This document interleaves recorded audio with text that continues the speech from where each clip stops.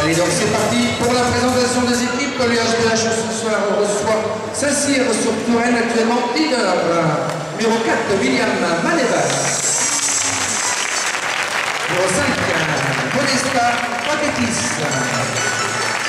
Numéro 7, Maggio Soal. Numéro 9, Skander Bouka. Numéro 10, Julien Lardeux.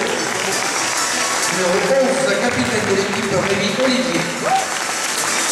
Numéro 15, Paula José Carlos Hernandez. Entraîneur de l'équipe, François Berger.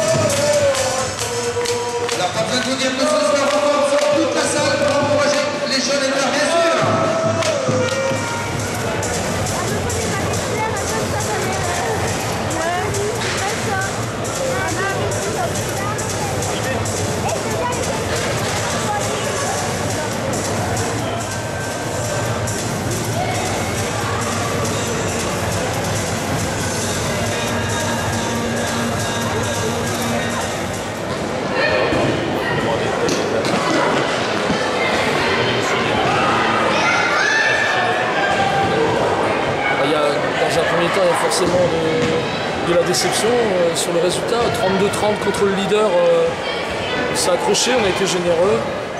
J'ai pas grand chose à reprocher à mes joueurs. Je pense qu'on a 5-6 minutes d'absence, peut-être liée à la débauche d'énergie qu'on met dans le match. Donc à ce moment-là, il y a un petit peu de tout, quoi. Il y a des pertes de balles, il y a des tirs ratés, il y a moins d'arrêts de gardien, rien que sur cette période-là, et c'est vrai que ça nous coûte le match. Il y a quelques décisions qu'on conteste, quoi. On a mis qui sont un petit peu peut-être liés au classement à un moment donné. Maintenant, par rapport à Nancy, on a réagi sur la deuxième mi-temps, on n'a pas eu ce trou fatal. On a allongé la qualité de notre jeu, les permutations, les rotations ont apporté des solutions neuves. J'ai sorti pendant 14 joueurs concernés et qui se complétaient bien dans le choix des solutions. Voilà, on a joué notre chance jusqu'au bout.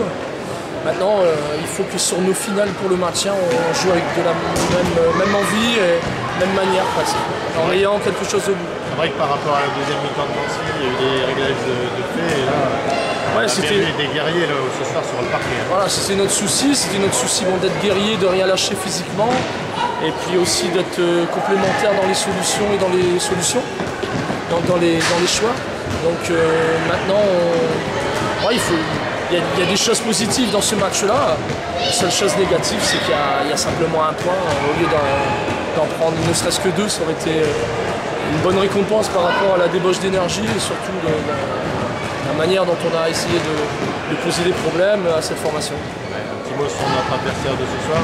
Bon, on savait, hein, c'est un adversaire qui est de qualité. Alors il leur manquait un ou deux joueurs de qualité, mais qui sont remplacés au poste par d'autres joueurs qui ont autre chose. Je pense qu'ils ont dû s'employer. Ils ont dû aussi avoir un Hernandez Paula courageux pour certaines circonstances que je sais maintenant. Et puis bon, Impérial sur certaines phases où individuellement il a fait la différence. Et puis voilà, ils ont tenu aussi défensivement au moment clé du match. Bon, je pense que c'est une équipe qui est bâtie pour la montée. Et, bon, ils sont dans la course pour ça, ils sont leaders. Et, voilà, je leur souhaite de bonnes choses. Merci Thierry. Merci. Si je voulais dire un petit mot sur l'équipe d'Osbrook sur la finale. Pour nous, on est contents et heureux d'être venus ici et d'avoir gagné. C'était un match qui sentait le piège à plein nez. Il y a une ferveur extraordinaire ici. Ensuite, le match s'est déroulé un peu comme on avait un peu pensé, on va dire, dans le sens que je savais que le début de match ça allait tirer dans tous les sens, ça allait être tout feu tout flamme du côté d'Azbrook, et qu'en étant patient et intelligent, petit à petit on allait recoller, et puis que sur la longueur d'un match on devait passer devant. C'est ce qui s'est passé en fait, c'est ça.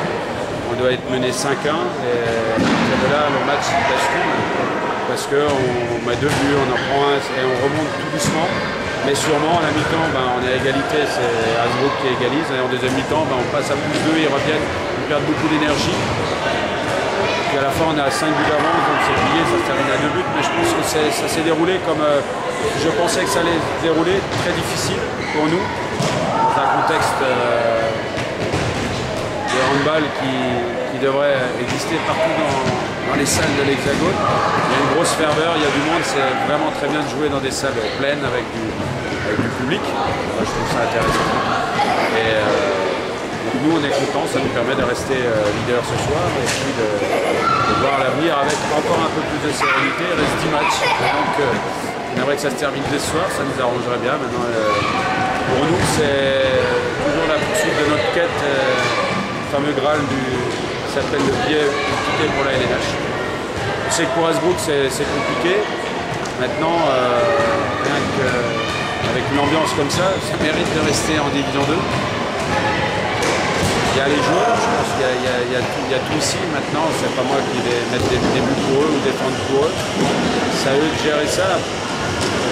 Thierry Bicolon fait un super travail dans ce club, visiblement avec tout un encadrement autour. Les résultats qui vont permettre ou pas de se maintenir. Je pense qu'il y a la possibilité, ça va être chaud, il va falloir se battre. Tous les matchs chauds, comme a dit Thierry, se déroulent ici, donc contre les concurrents en direct. À Azbrook de les gagner pour poursuivre l'aventure en D2. Et puis, je suis fier pour les joueurs de terminer sur une note positive de Saint-Cyr handball, d'avoir gagné ici et de poursuivre notre aventure. Merci. Merci, c'est pour vous aussi.